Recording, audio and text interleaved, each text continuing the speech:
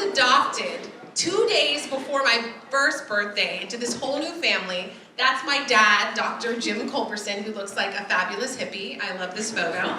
And if you can see, I'm kind of a little nervous. I'm a little scared. I'm like, who is this man holding me? Because this is my first day in my new family.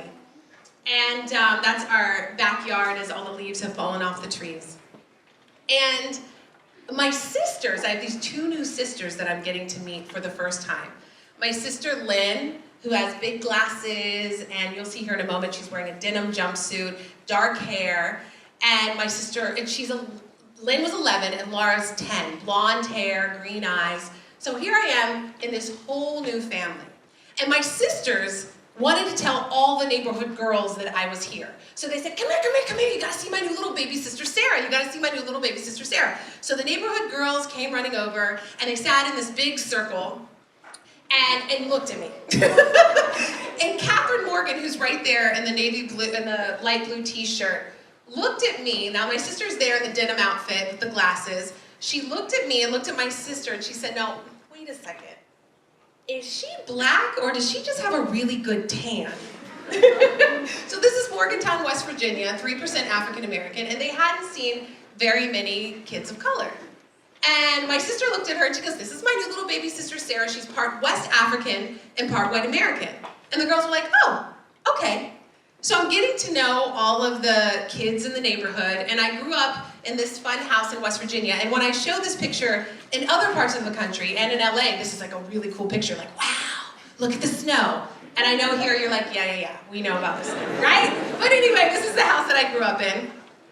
And inside this house, this is actually my grandma's house when I'm visiting. Inside the house is my little buddy Benji, and can you see we have the same afro going on, yes? Yes, we have the same kind of hairdo, my little buddy Benji. So, I wanted to share with you, when I was first adopted, my mom called my grandmother, her mother, to tell her that they had adopted me. And the call went a little bit like this. Mom, we've adopted this new little girl, Sarah. She's really cute. She's got all this curly hair. We're gonna come home this summer and meet you and let you meet her, and it's gonna be so great. Mom? Hello? And then my grandmother says, Judy, I told you adopting this little black child into our family is only gonna cause problems, and I don't wanna talk to you about it. Click. And my grandmother hung up on my mom. Now, my mom in her just 5-foot self said, okay, well, we're gonna go to Litchfield, Illinois, like we always do, and we're gonna see the family, because both grandparents are there. So that summer, everyone got in the car, Lynn, Laura, Benji the dog, and we drove all the way 12 hours from West Virginia to Litchfield, Illinois, which is where my grandparents live. Now, there had only been one African-American family in this community of 2,000, so my grandmother was not quite sure about me, this little girl. So, when my parents drove up the windy road, my mom grew up on this huge farm. So they drove up the windy road to the farmhouse. My grandmother walks out of the farmhouse, and the door kind of screeches open. She walks out, and my mom gets out of the car, holding me, Benji the dog, my sisters walk out, and my dad gets out of the car. And my grandmother looks at me, she looks away, then she looks back at me, and she says to my mother, can I hold her? And in that moment, my mom said I was breaking racial barriers within my own family. So I was getting to meet my grandma and my grandpa and all of these wonderful family members. Now, I never knew that story, because I always thought I was the favorite, actually, because I got to get to know this family, and I would get to feed the chickens on the farm, and this is a fun, like, 70s turning into 80s photo. And my mom has a perm, because I think she wanted an afro like me secretly. And so I got to meet my grandparents and my aunt and uncles, and started to really get to know this family that I was adopted into. So as I was growing up, and oh, by the way, my grandpa drove an ice cream truck. How cool is that? He drove a dairy truck because they had a farm and they sold ice cream everywhere. So guess who was always eating ice cream? Yes, I was always eating ice cream. It was a lot of fun. So as I grew up, I didn't look like everybody else. I didn't look like anybody in my family, and I really didn't look like anybody in my community. And I was constantly trying to fit in. And unbeknownst to me, I was constantly trying to be enough. So everyone would like me and no one would leave me. And that was a little bit of a surprise until I started writing the book, A Princess Found. I started to realize that about myself. So name it, I did it. I played basketball. I was homecoming queen, and I also wanted to always look like my big sisters. Don't you love the sailor photo, right? The 80s going into 90s sailor photo, I always wanted to look like my sisters, to fit into this family that already loved me and already cared about me, but I kept thinking, okay, I need to fit in, be like everybody else, look like everybody else. So name it, I did it. I played basketball, always varsity, homecoming queen,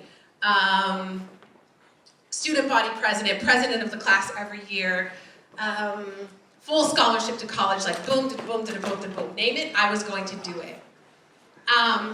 Which can kind of be exhausting, trying to be enough. So, this is my favorite. I call this our Skittles family photo. A rainbow of fruit flavors. We're all different, all these bright colors. But this is my family that I love so much, that I grew up in. This is an older photo, but I chose to put it in there because all of my nieces and nephews are now in college, and the little tiny one has just started his first year of college. But this is my family. So dealing with my identity, I was looking at who I was and where I came from, and wanting to know a little bit of my history. And so I went on to go to graduate school in San Francisco, where I started doing acting classes and dancing, and then I moved to Los Angeles, where I started doing TV and film. And as I was in LA, I actually had all these questions. And I did know a little bit about my birth mother.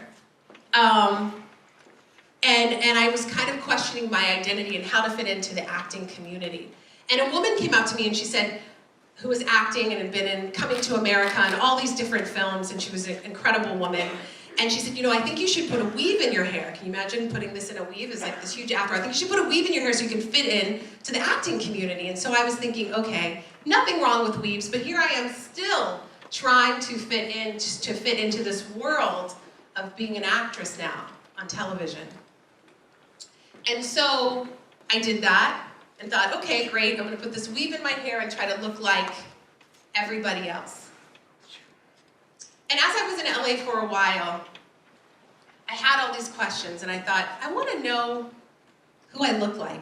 I wanna know medical history. I wanna know, is my family still alive? Are my birth parents alive? What do they look like?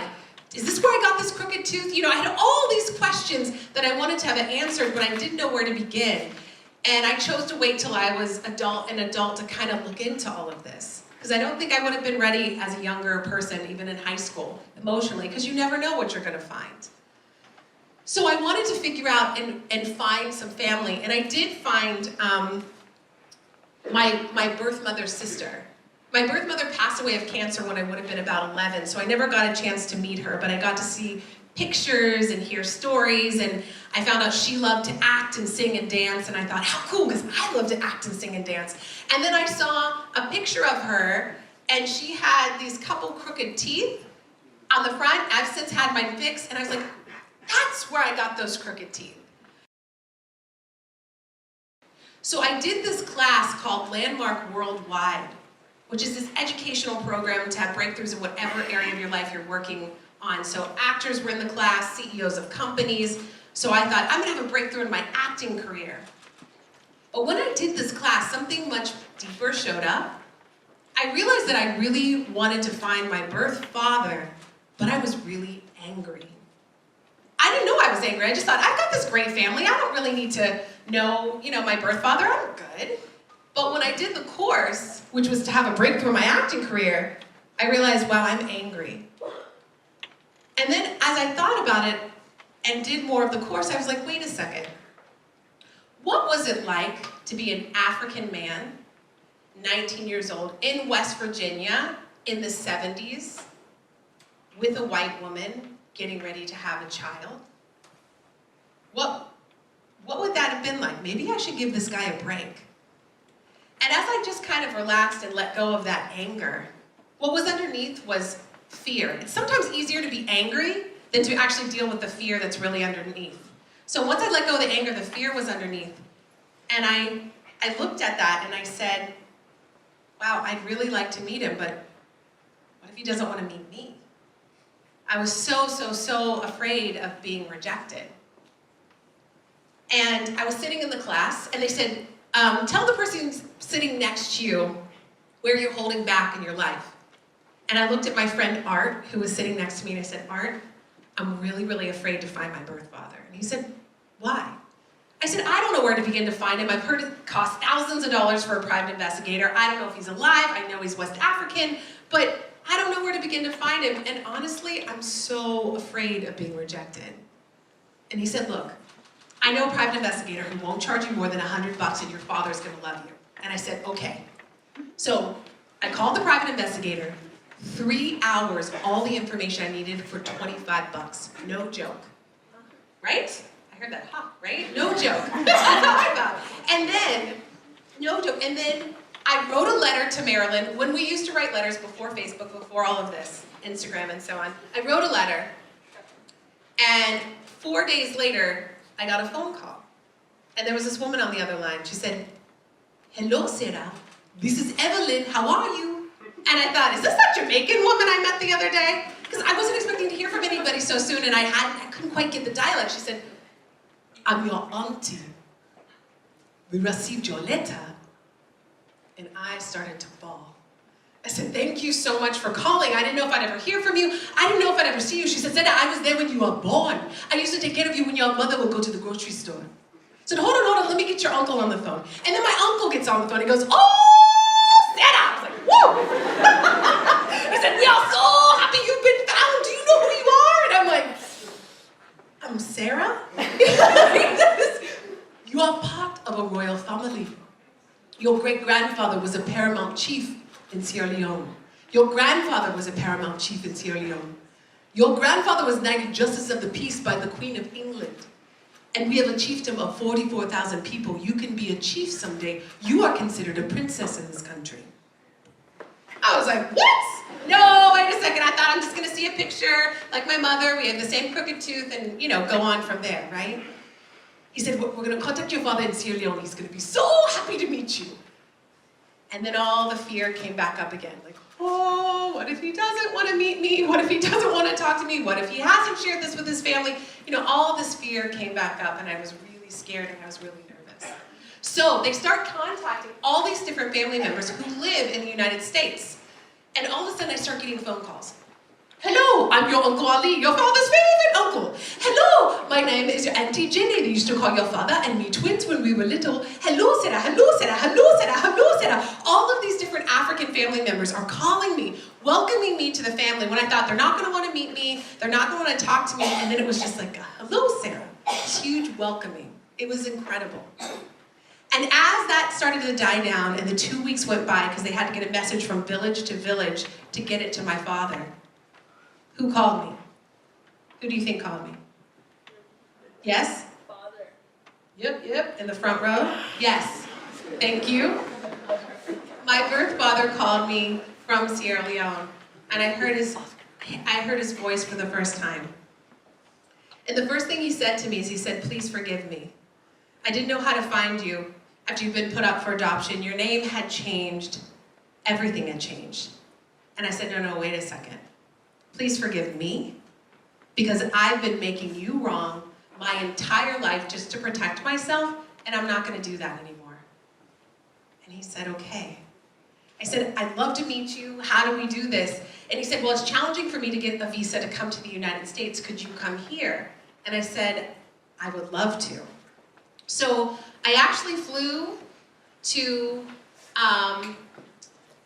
Maryland and met all those African family members. Remember the ones, hello, Sarah, hello, Sarah, hello, Sarah, right? Yes? Yes? Yes. I flew there to meet all of them. And then we planned a trip for 6 months later to go to Sierra Leone. So here's not the best map, but a map. So we flew to West Africa. And we went to Sierra Leone. We planned this trip for 6 months later, and several family members went. And Sierra Leone is right here on the coast, right on the water. It is beautiful. I mean, gorgeous white beaches, sand is just beautiful. The people, the spirit of the people, just so beautiful. So we flew there. There are about approximately 6.2 million people in the country. It's about the size of South Carolina. So I get off the airplane to go to Sierra Leone, and I've straightened my hair because my uncle said, your sister's gonna wanna braid your hair. And I thought, well, I don't want her to have to deal with all of this. Let me straighten my hair. I get off the airplane. Have any of you been to West Africa? Please raise your hands. Okay, yes, great, some people. Is it, like, I understood Africa hot, right? It was so hot, the humidity hit me in the face. The afro that was once straightened went straight up in the air. I thought, oh my gosh, I'm meeting my family for the first time and I'm gonna scare them. Because it was just amazing, the humidity and the heat.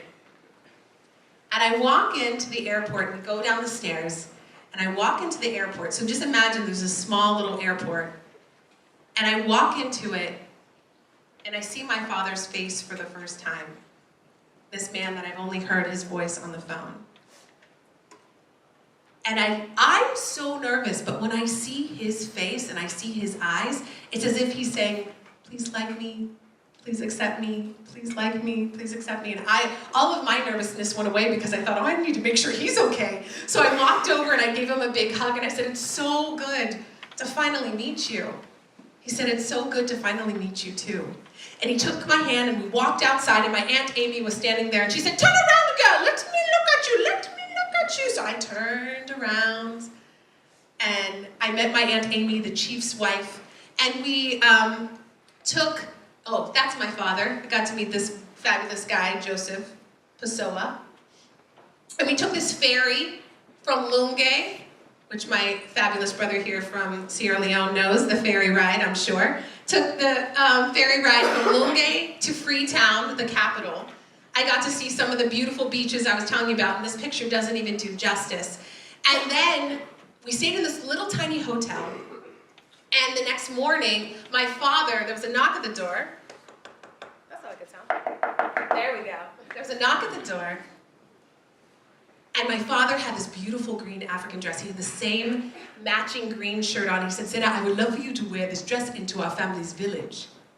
And I said, oh, we're gonna be twins, but this is matching. Okay, this will be great. So we got in the car and drove on what I call the Indiana Jones roads to Bumpe, my family's village, to meet all the rest of the family. And I'm falling asleep, I'm exhausted because I've already flown 24 hours and now we have a 6-hour bumpy ride to Bumpe. And as I get there, there's all of a sudden this young boy running alongside the car as fast as he can run, wearing all white. And then I'm wondering, what's going on? And then as we drive up, so we're going from Freetown to Bow, and as we drive up, all of a sudden I see 100, 200, 300, I can't even count anymore, hundreds and hundreds of people singing and dancing, welcoming me to my family's village. And all of a sudden, everyone parts.